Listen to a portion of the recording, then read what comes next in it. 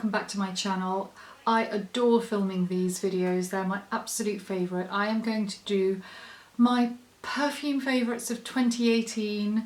The one I did last year, just before Christmas, I actually can't believe it's a year ago, it feels like 5 minutes ago, was a roundup of favourite perfumes that I thought would make great Christmas presents, and people seem to enjoy that, so I'm going to do the same this year. I'm concentrating though on perfumes that have been launched in 2018, and if you do watch my perfume videos, thank you so much, and you have got such patience and tolerance with me, because you know I get very impassioned and I get so excited about ingredients and the way perfume evokes emotions in us, and so I don't stop talking. So hopefully give you some insight and some really lovely ideas for niche luxury perfume brands for Christmas presents. So the first one I want to talk about is a brand. I'm going to branch off yet again. The ones I've chosen are also I've attached equal importance to the bottle and the packaging, so that they look exquisite on a dressing table, and so that they really are truly a gift to give that is just exceptional. You want somebody just to open a present and go, oh my goodness, how amazing, thank you so much. The identity of the wearer is really important, as is the identity of the giver. So the message that you want to give across, and the thought that you've put into choosing these perfumes. So hopefully I will have been able to give you some ideas as to certainly the things that I'm passionate and I love wearing. I'm going to start now with a new brand called Mizensir, and this brand is the perfumer who launched this is called Alberto Morillas, incredibly well known in the perfume industry. He's created multiple iconic best-selling scents for major perfume houses. CK1, Calvin Klein, in the early 90s. If anybody who's watching this is old enough to remember that, it was an iconic, really revolutionary unisex fragrance. It was one of the first of the citrusy, fresh 90s. I wore it and I loved it. He created that. He's created a wealth of amazing perfumes, and together with the encouragement and advice and support of his daughter, has now launched his own brand, Mizensir, and you will not be disappointed. These are exquisite perfumes. There are a lot of favourites of mine. I was lucky enough to meet Alberto Morillas earlier this year, and what a charming, wonderful man, beautifully dressed, beautifully presented, and clearly in love with fragrances and in love with the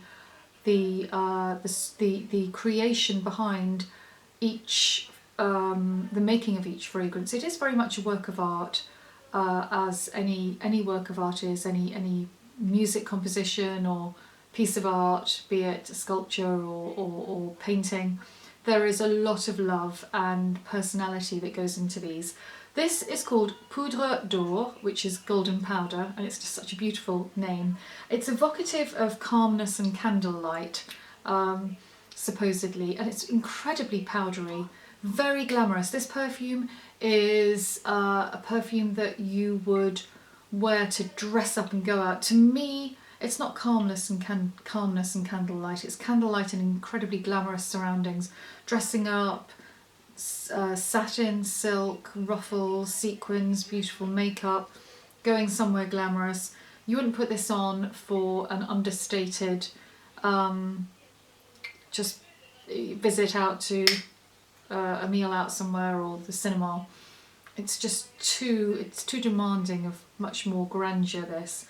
The top notes are the tiara flower and jasmine, which is very quickly countered with a musk and iris middle note, and the bottom notes are sandalwood and Madagascan vanilla. And if you have seen any of my other perfume videos, you'll know that I have a bit of a penchant for vanilla. I'm very much a vanilla lover. Some people, I think, vanilla's a fragrance, a composition, an ingredient of fragrances that a lot of people find quite difficult to stomach, and I can take pure vanilla, but this is tempered with all of these other notes. You've definitely got this strong powderiness, which is quite an old-fashioned scent, an old-fashioned type of perfume, but a lot of these very old-fashioned perfumes are very much modern, and they're really celebrated now. I will link below the stockists where you can get them. I love the packaging of this. I think it's really exquisite. It's wonderful. Moving on, a new incarnation of a very old favourite. So although this is 2018's limited edition packaging, the perfume itself I have been wearing since the early 90s. It's by Sisley, the brand which does exquisite skincare, plant-based skincare, and beautiful makeup as well. It's called Eau du Soir, and it's an instantly recognisable perfume. The packaging, although they do make limited edition packaging, the scent always remains the same. The bottle is the same shape, and the lovely stopper, this incredibly interesting stopper, that's always the same as well. But this packaging is sort of black and white leopard spot. It's really gorgeous, so glamorous. This perfume is very recognisable. I think if you come across somebody smelling of Eau du Soir, wearing Eau du Soir, you sometimes just kind of stop in your tracks. You go, oh my goodness, I know what you're wearing. It's happened to me a few times, and vice versa. Somebody stopped me and said, I know what you're wearing. It's been around a long time and it's very recognisable, but it's not one of the mainstream like number 5, Chanel number 5, or something that recognisable.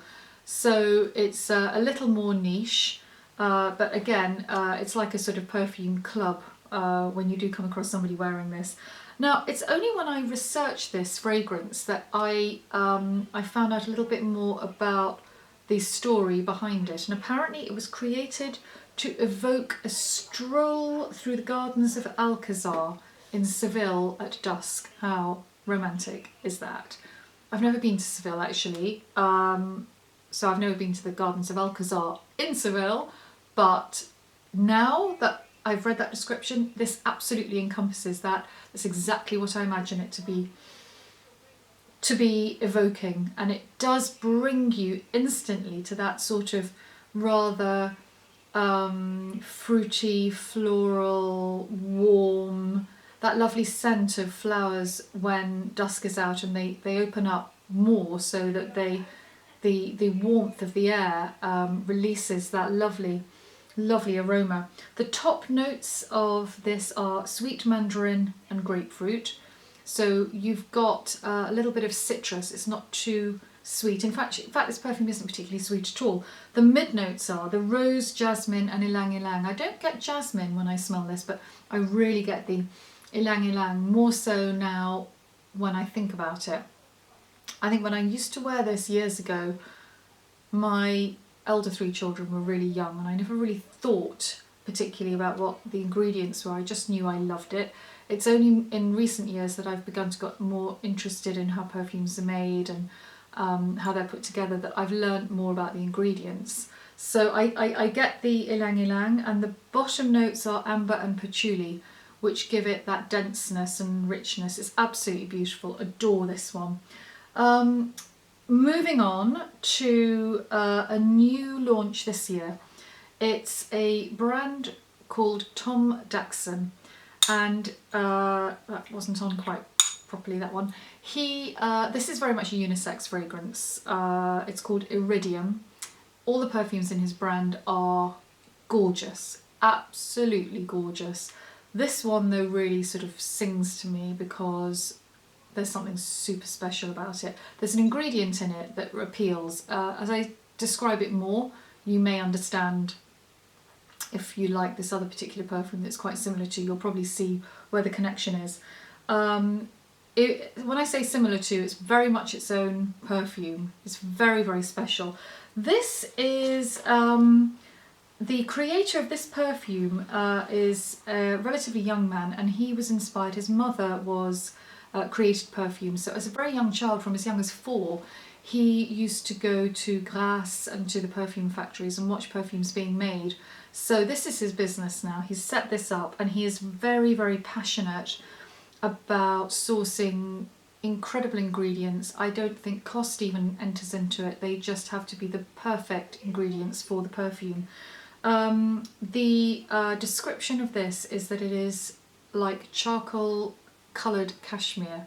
Now that sounds a little bit like, really? Like, what does charcoal coloured cashmere smell like? When you hear it without smelling the perfume, you'd think, okay, interesting. And then when you smell the perfume, you totally get it, because it's rich and luxurious, very male actually. It's not particularly feminine. And you get the texture and the softness and the richness of cashmere, but with that deep, dark charcoal colour. I totally get it. And the fragrance, though, is described as having a strong silvery spine. So when I tell you the ingredients, you'll probably understand the eloquence of this description. The top notes are juniper, carrot seed. Carrot seed, I mean, like, I really smell the carrot seed. You'd think, ugh, carrots, oh, horrible. But it's just so magical. With angelica. Beautiful. Those are the top notes. Mid notes of iris and vetiver. So the vetiver is a typically very male ingredient for male colognes. And then you have the bottom note of cedarwood. And the other ingredient which defines it is Iso E Super. Now, Iso E Super is a synthetic ingredient which is used in a lot of fragrances, and people really do love it. You instantly recognise it. It's the prime ingredient of, if you know the eccentric molecules range, it's in molecules in one. It's very recognisable and very powerful. It's very soothing, it's very comforting, and it's a great leveller in fragrance making. I wear also the body lotion of this, which I do love to layer, and this is very silky. It's not a cream, it's quite lightweight body milk, but if you just pop this on after you've showered and then layer the perfume on, you've absolutely got this beautiful, beautiful fragrancing layer. I absolutely adore it. I think it's incredible.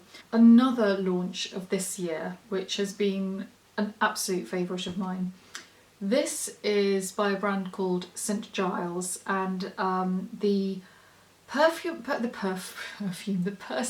who created this is probably one of the most, apart from me, one of the most impassioned people about perfume I've ever spoken to. And I've met perfume creators, and they tend to be quite reserved, and you have to almost tease out of them their art and the way they make perfume. So that's why it's so lovely to speak to Michael, who's created this brand, because he's been a perfume lover of so many other brands for so many years. He's so eloquent in the way he describes them and the way that he positions perfumes to a personality. So that's in a way how his brand has been born, out of the understanding of how a certain personality or a certain type of person suits a certain perfume. So in this range he has, this one is called The Actress. He has, they're all names of characters, so you would have Tycoon, the writer, the actress. I can't remember what the others are. I should remember, but I don't. This is just incredible. It's like walking into a florist and just being assaulted by these wonderful senses of herby green foliage, that freshness of freshly cut floral flowers, stems, and then you get an overridingly floral bouquet of lilies. If you imagine having lilies delivered and just opening them up, and they're not yet in full bloom, but they're very freshly cut, and you open the paper and you just get that incredible scent. That's what this smells like. The description of this perfume is that the actress, she's elegant and refined, no diva, but the protagonist in a far more nuanced performance. I love that description, I think that's so clever. Intelligent, knowing and seemingly unattainable. So there you are, if you're looking for somebody who fits that brief, get them this perfume. The top notes are lemon, bitter orange, basil and tomato leaf. And that's where, now I think about it, you get that tomato leafy herby smell that I was trying to allude to. I was saying it was like foliage, but in actual fact you really do get the tomato leaf and the basil. The mid note is lily, Egyptian jasmine, orchid and honeysuckle. And although those are incredibly sweet, overridingly sweet, those herby top notes balance it out, so you don't have too sickly sweeter fragrance. And that's the beauty of these more expensive perfumes. They're created so cleverly that you never would have a top note or a mid note that is just too dominant of one particular type of note. You really do need all of them to balance through. The bottom notes, the base notes of this are whipped cream, sandalwood and musk.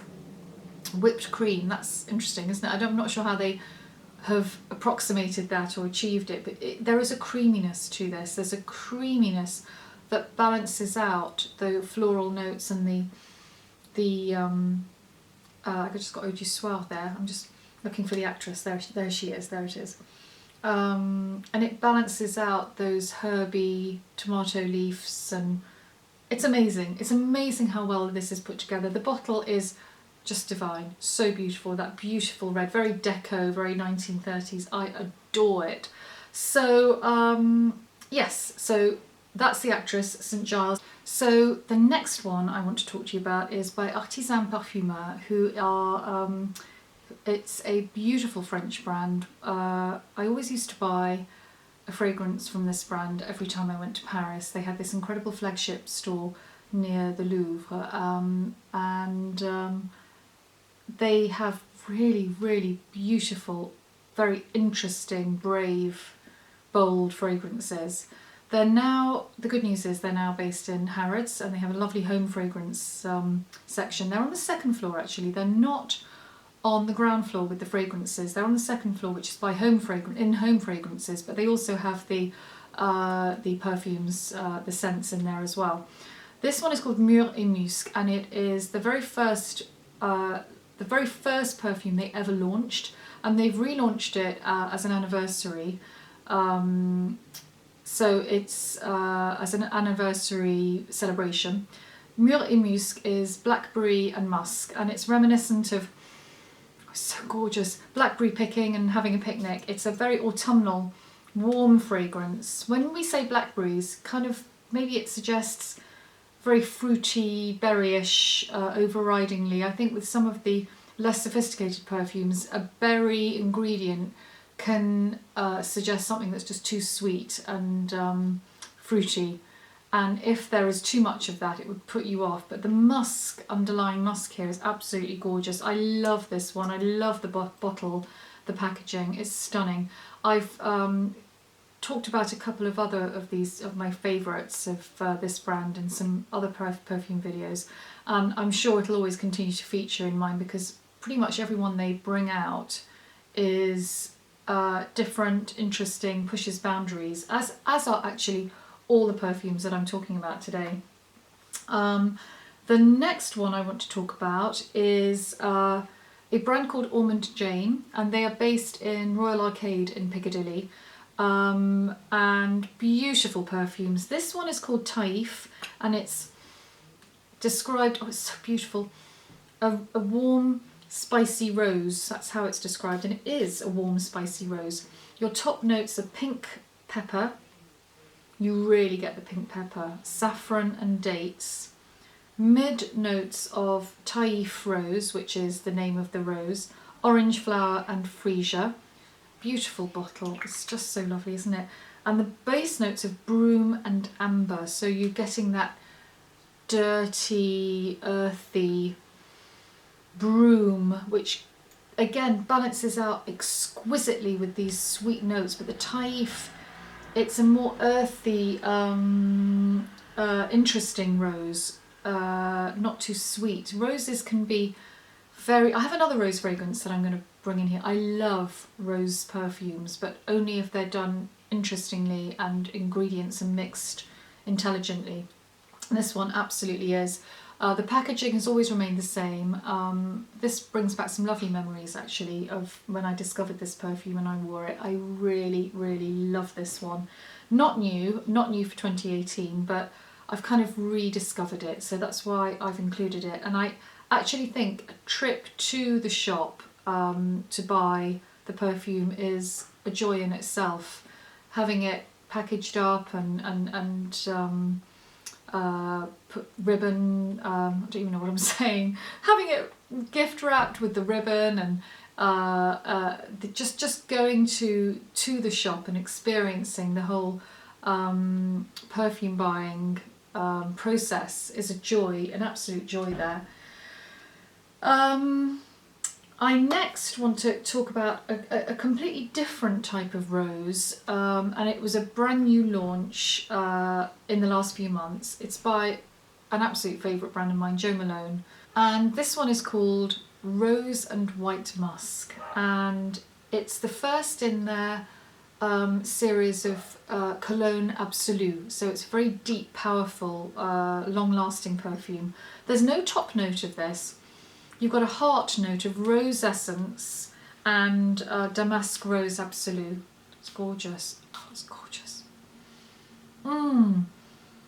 It's really strong and powerful and there's a bottom note of oud, and I do sometimes tend to stay away from oud a little bit because I think if it's too overpowering, that's all you smell, but you absolutely don't get this with this.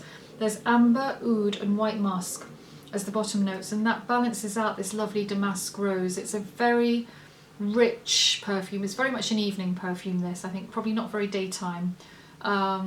It's a going out perfume for sure, as is the next one actually. The next one is, I actually don't have the perfume in this. I wear the hair mist and the body oil of this. It's a brand called Maison KURKDIJAN, and this is Baccarat Rouge 540. Now this scent, again, this is supposed to be a unisex scent. It's actually not, to me. It's really quite feminine. I think a man wearing this, to me, it would just be almost a bit too girly. I can see why it's meant to be so beautiful. I can see why it's meant to be unisex. Maybe it does work actually. It's very sexy. It's a very sexy perfume. Actually, all these are. This is the body oil. Not too greasy, but if you put this on while your skin's still warm after a shower or bath and then get dressed, I guarantee you, I promise you, you'll just keep getting wafts of this throughout the day. And this gives me so much joy actually. Wearing it like that, and then the hair mist as well, which is non-oily, and it gives a lovely, lovely fine mist that doesn't... I've already put some on actually, but I'll just show you the mist. I don't know if you can see that, but it's not over, as a good hair mist should be. The atomizer doesn't just sort of like douse you with too much product. It's beautiful. Now, how would we describe this? An oriental floral. The top notes are jasmine and saffron. I don't really get much jasmine. I don't get much jasmine out of this. I get more of the saffron. It's a really complex fragrance. The mid tones are amberwood and ambergris. You really get the amber. And the bottom base notes, fir resin and cedar. You really get them. So you put all these together and you get this very exotic, very powerful, really different actually. It's a very distinctive scent. All of these actually are really distinctive. These are perfumes that are, they tell a story, they create a real aura of the identity of the person who's wearing them. I wear all of these, so I must have so many different characters going on, but I do put a perfume on to clothe myself in the person I want to be that particular day. Just as fashion is whimsical and exciting, perfume is exactly the same for me.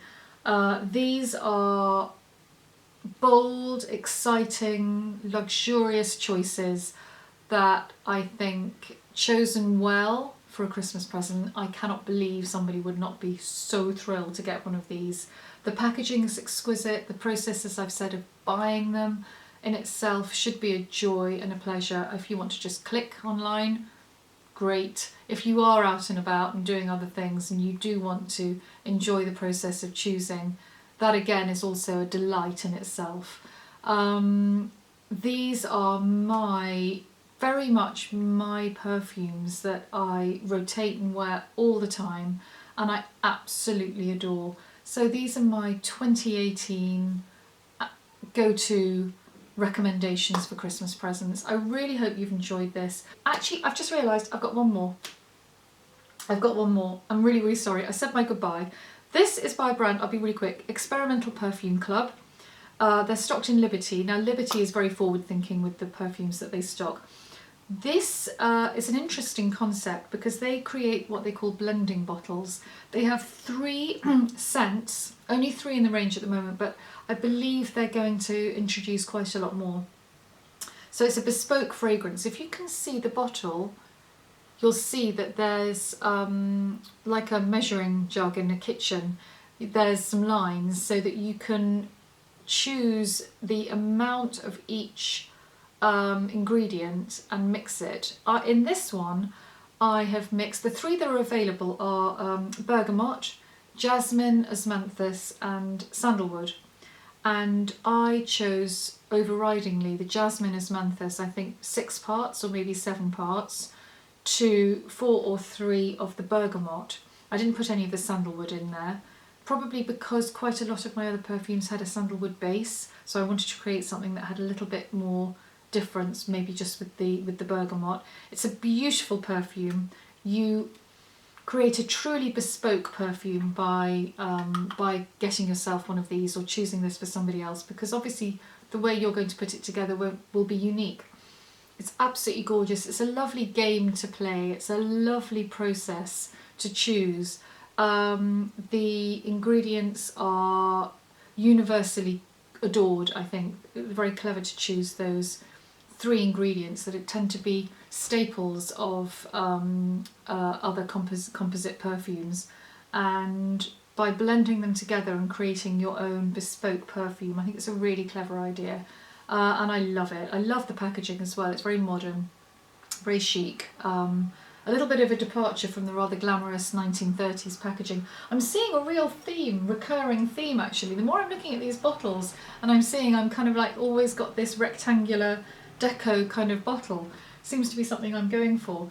Anyway, thank you so much for listening to me ramble on, as I always do when I'm talking about perfume. I really hope that I've given you some good ideas and tips, and I hope I've explained these well enough to you so you can see how much I adore them and I love them. I hope you enjoyed the video, and please subscribe if you don't already. There's going to be lots more perfume videos. That's it for now, and I will see you very soon. Bye bye.